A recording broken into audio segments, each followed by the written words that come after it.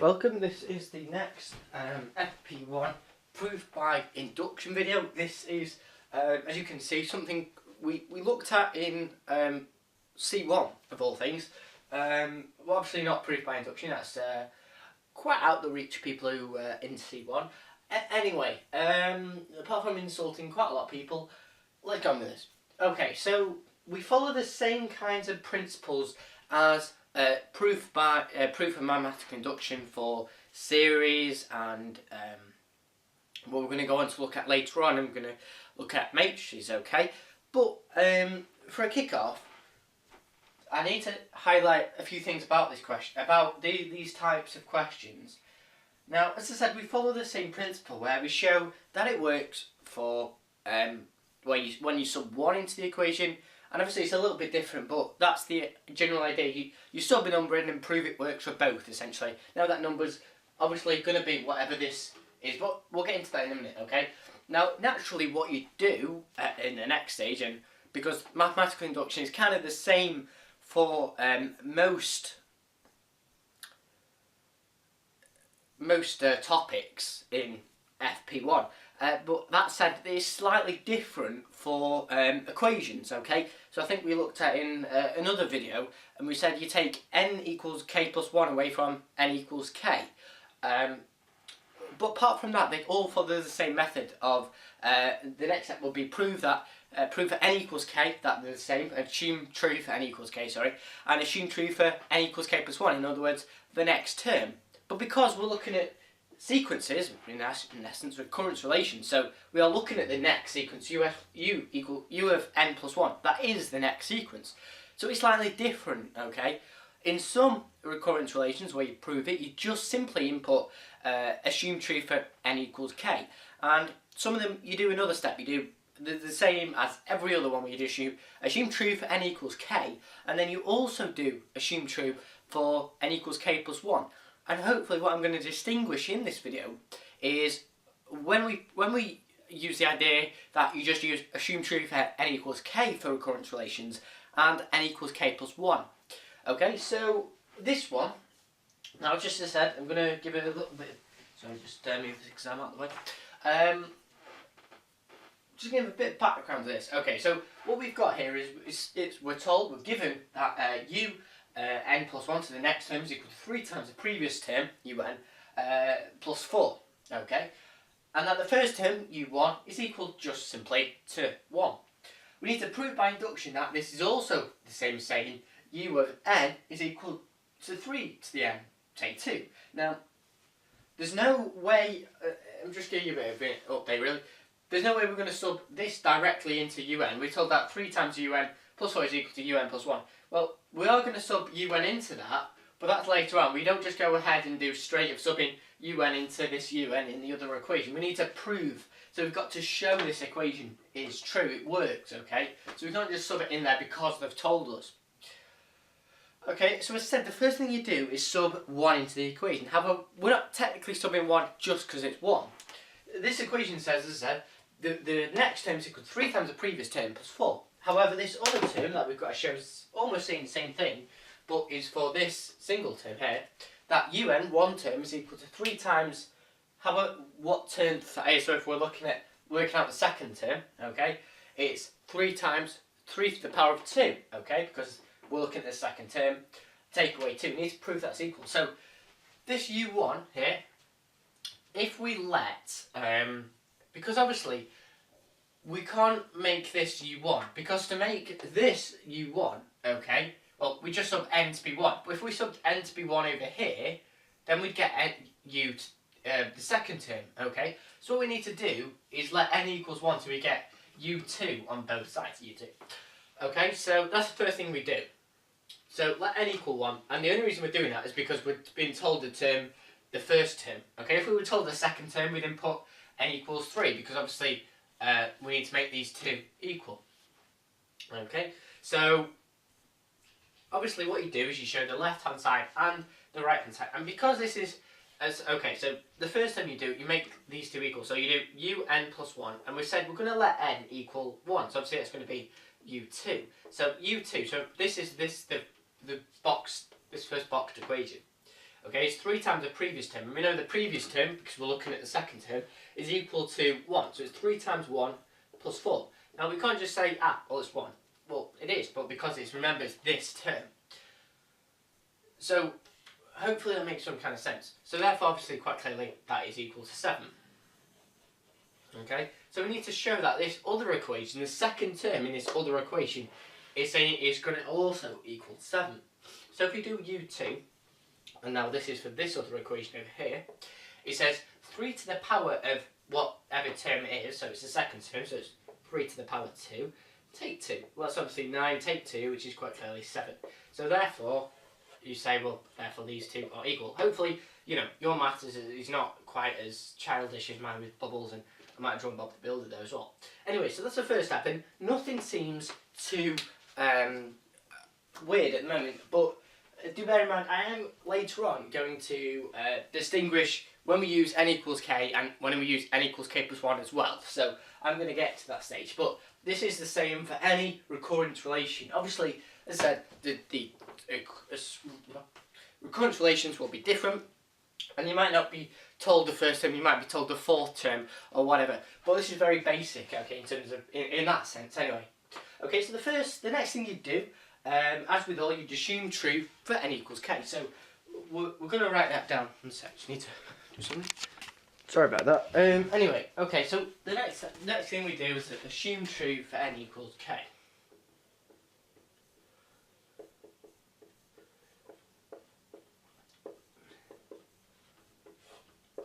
Okay, so as I said, simply sub k to n to be k in this equation and this equation over here.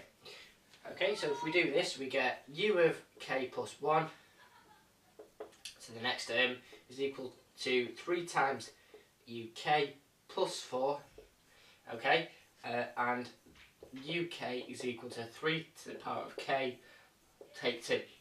And now I'm going to explain you why we don't, for this equation, need n equals k plus 1 as well. Well, what we've done, if you think about it, I don't know how far you've watched, if this is the first series video you've watched, proof by induction video you've watched, but if it isn't, what we've done so far in all the other variations apart proof by induction, obviously apart from the equations one, is we've done the first step of subbing in 1 or 2 as well for series, and then the next step is we've assumed true for n equals k and assumed true for n equals k plus 1. And the idea behind that, okay, is so that we can combine the two equations. Okay, so I think when we were doing our, the sum of r squared, if it was off the top of my head, or the sum of r, I think it was the sum of r, and we added, we got an equation for k in terms of something, okay, is it k is equal to whatever, and then the next bit, the assumed true for n equals k plus 1, we had k plus 1, and because we'd assumed true for n equals k, we'd already had an equation for k, so we just subbed that equation into the second part of assumed true for n equals k plus 1, and the whole idea behind that was just so we had two equations we could sub together, a bit like simultaneous equations. Okay, so but if you notice, we've already got that here. We've got u of k, okay, so k term or whatever, and we've got uk over here. So we can already have simultaneous equations here, okay, and we don't need to assume 2 for n equals k plus 1 because we've already got k plus 1 there. But that, as I said, that's not the reason. The whole reason behind that was just so we can combine the equations together to make them look like what we want, which is u to the n is equal to 3 to the power n take 2. Okay, so if we extend this idea, okay, so we don't need to do assume true for n equals k plus 1, but that's not every question that is proved by induction to do with recurrent relations, sorry. So what we're going to do is sub this uk into this uk on the left hand side. In other words, we know what uk is equal to, okay? So u of uk plus 1, so the next term, is equal to 3 times uk, which we know uk is 3 to the power k, take 2, and we're adding 4 to that. Now we need to, okay, so the next thing we need to do is expand this, obviously, because at the moment it doesn't look like this UN business. Now you have to, yeah, okay, so u to the k plus 1 is equal to 3 times 3k. Now we are going to simplify that in a minute. And 3 times, so put that in brackets for this step, take 6 plus 4, which is obviously, when you sort that together, it just gets minus 2. So it's already starting to look like the idea of what we want, okay? But we've still got to add another step, okay? So this 3 times, 3 times 3 to the power k, I don't like that. We have to use indices rule. A lot of these mathematical induction proofs, okay, the latter part of it where we've got to make one thing look like another, but they have different powers. Generally, well, I kind of give it away there pretty much. Some of them will have, well, we've got to make one power the same as another. Now, because of the exponentials, we don't have to worry. Exponential is something you learn about in C3, it's just the radioactivity cable. Anyway, I'll shut up. Because it's not something you do in later in A2 maths, it's just an indice rule, okay? Because 3 is saying it's exactly the same as saying 3 to the power 1, okay? Just as you know, 3 to the power 0 is the same as 1. 3 to the 1 is the same as 3, and 3 to the power 2 is the same as 3 times 3, etc, etc. So what we've got here is, well, 3 to the power 1 times 3 to the power k. When we times two indices together, we add the powers. So, as we said, 3 to the power 1 was the same as 3. So, 3 times 3 to the power k is the same as saying 3 to the power 1 times 3 to the power k. And because the powers and the times in them, okay, we add the powers. So therefore this becomes 3 to the power of k plus 1 take 2. So it's getting very close to looking like what we had over here.